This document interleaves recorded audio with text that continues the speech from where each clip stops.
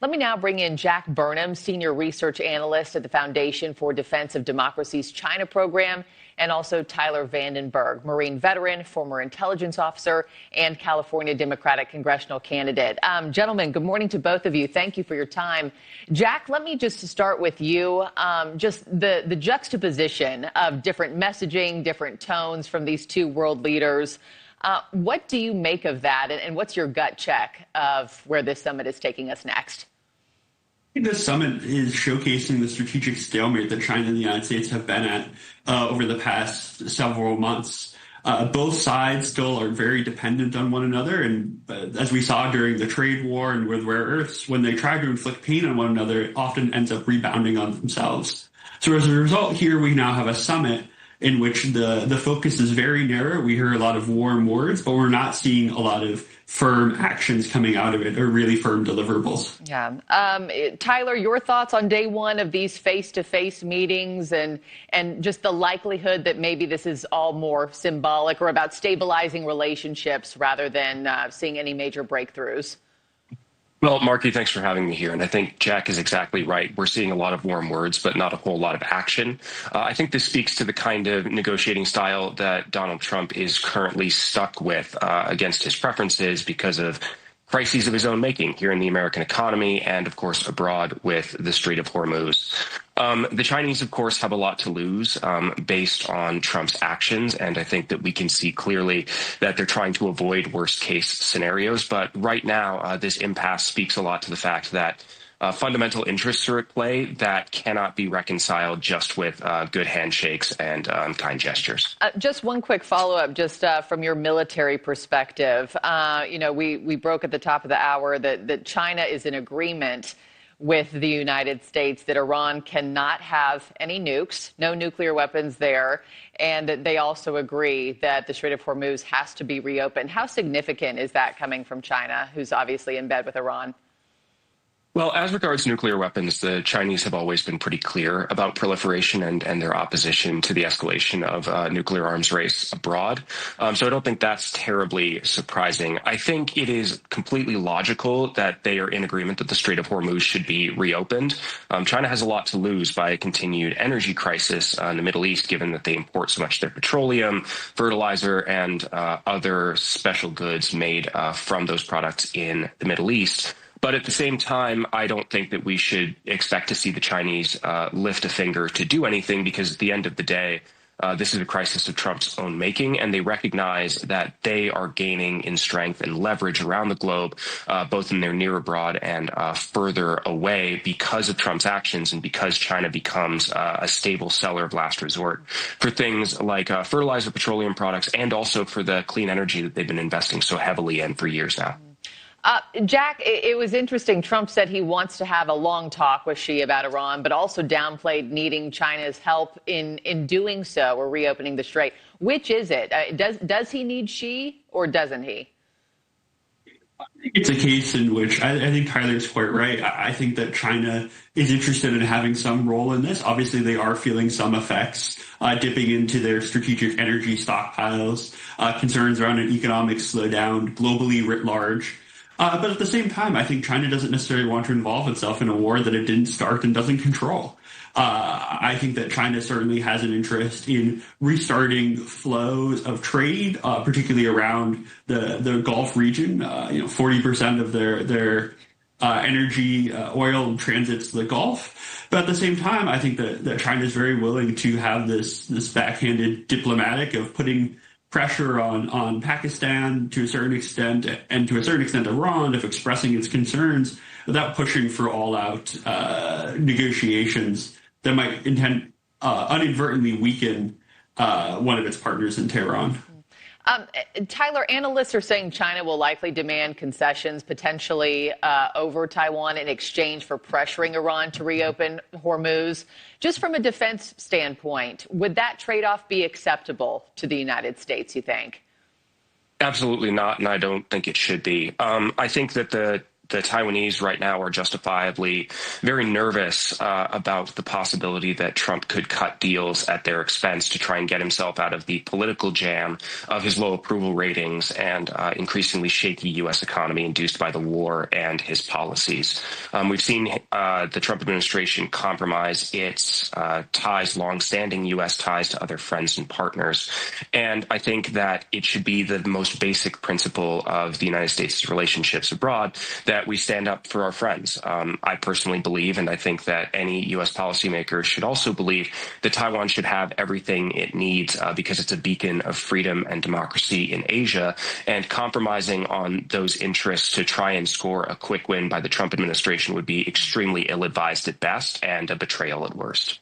Jack, you track China's military and strategic posture quite closely. Walk me through the agenda items that we know are on the table.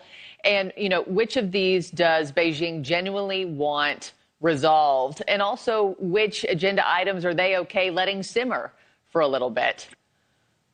I think the goal here is first stability. China's economy is shaky. I think the goal is finding tariff stability is something that's incredibly important to allow the Chinese economy to have some breathing space to address some of the structural imbalances that have emerged over the past decade. I think here, and it was very clear from the readout in Chinese state media from the conversation between the two leaders, that Taiwan was certainly something China continues to put forward on the table.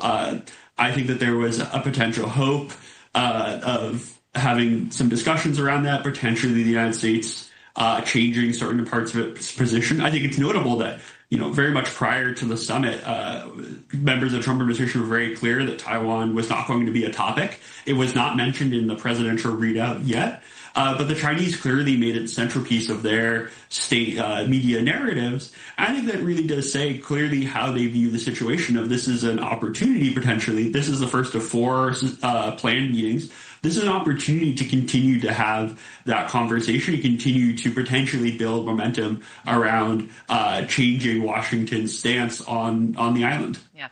Gentlemen, just to stay with me, I understand we have a live look just of this banquet room again. It sounds like these doors have just opened. I imagine the two world leaders will step out here briefly after finishing the meal tonight at the end of day 1 of talks. Tyler, just as we continue to take a live look over this picture here, don't know that we've really gotten a clear answer from the White House on what an actual win from this summit would look like. What do you think that looks like for the White House, and what would be the real win for the American people back here at home?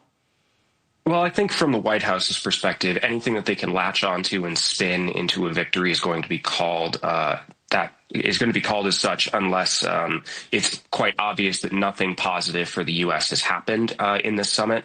We know that this administration has a long history of taking even the most minor wins and pretending like they're earth-shattering or world-changing victories for the American people. I think the actual answer is that a win for the American people is continued stability and management of our most important bilateral relationship on the globe right now, probably the most important of any bilateral relationship on the globe. But whether the Trump administration can actually deliver and maintain the consistency in U.S. policy that has defined that stability for so many years is completely another question. Yeah, just taking a live look here, you've obviously got Secretary of State Marco Rubio leaving the banquet dinner. We've seen Stephen Miller. You see War Secretary Pete Hegseth as well. Everybody, the who's who of the White House coming out one by one here. Jack, let me give you last word. How would you answer that question just about wins for the White House and for the American people back here at home? I think the goal is a sense of stability. What I would say, though, is that there's some things on the summit that haven't quite been mentioned yet. And one of the big ones around that is cyber issues. China has increasingly conducted what I would consider, what Tyler might know well, as operational preparation of the battlefield in cyberspace, whether through cyber attacks on Salt Typhoon, Vault Typhoon, etc. And I think that is an issue that is incredibly destabilizing, and that's something that I think the White House should take very seriously. Yeah. All right, gentlemen, Tyler Vandenberg, Jack Burnham, thank you for your time this morning as we just continue to keep a close eye on everybody leaving this banquet hall tonight. We're looking now as the president is set to meet here any moment, leave the doors, finish day one of his face-to-face talks with Chinese President Xi Jinping. And we're going to continue to keep our cameras rolling here. Hopefully, it was a great one of talks. Of course, round two happens tomorrow. Air Force One is set to leave once again back to Washington later tomorrow. We'll see if this moves the needle at all in terms of the war with Iran, where this puts us first thing Monday morning. And, do we have Jack and Tyler still with us? Or Libby Dean? Do we have Libby Dean at the White House? Okay, Jack and Tyler, let me just bring you back in. Curious, you've been in, some of these rooms before. What you think conversations sounded like between the two gentlemen at dinner, particularly after what sounded like a contentious day behind closed doors, and what your expectations are for tomorrow. Tyler, I'll start with you. Sure. So I think that the first thing to know is that conversations between the United States and the People's Republic of China are highly prescripted, and there's a script that both sides usually go by. Basic principles that start with the One China policy and include several other agreements and joint communiques derived over time. There's very little room in these negotiations to freestyle or to go off script because so many critical interests for both nations and for the world are in play. So I would expect that in this case, President Trump himself and probably most of his negotiating team were probably unusually bound by convention and speaking in much more prosaic terms than they usually might.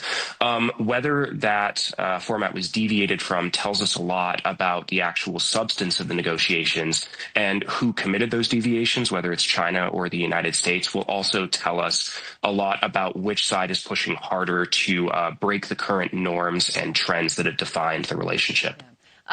Jack, just as we've been talking about what happened between, behind closed doors today, it seems like Taiwan was the main issue. Do you think there's enough time tomorrow to hammer out the rest of the agenda items and hopefully bring about change when it comes to the Iran war and reopening the Strait of Hormuz? Is tomorrow enough time left to do that?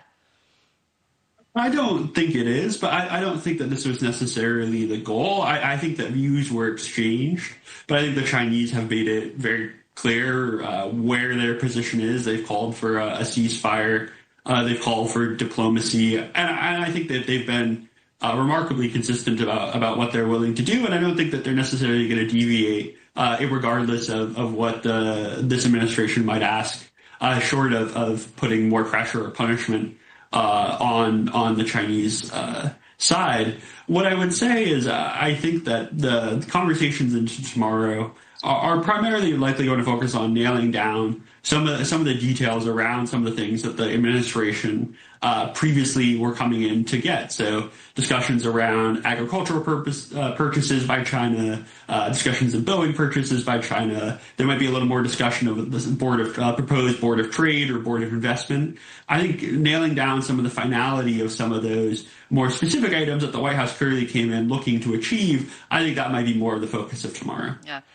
Tyler, I mentioned right off the top, and of course, there's the President of the United States officially leaving the banquet hall, down this red carpet, down the stairs, where they will end the evening and conclude day one. But Tyler, as I mentioned with you right off the top, you're a congressional candidate back in California. What does this all mean for midterms if the war is still going on come November and for your race in California?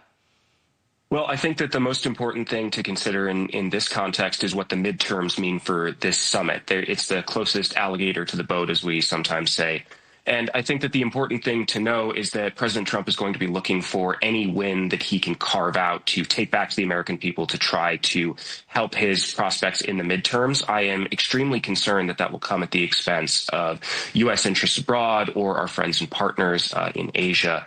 One of the things that I think we can expect to see is that the Chinese will put enormous pressure on the president to try to resolve the crisis that currently defines the global order with the war in Iran.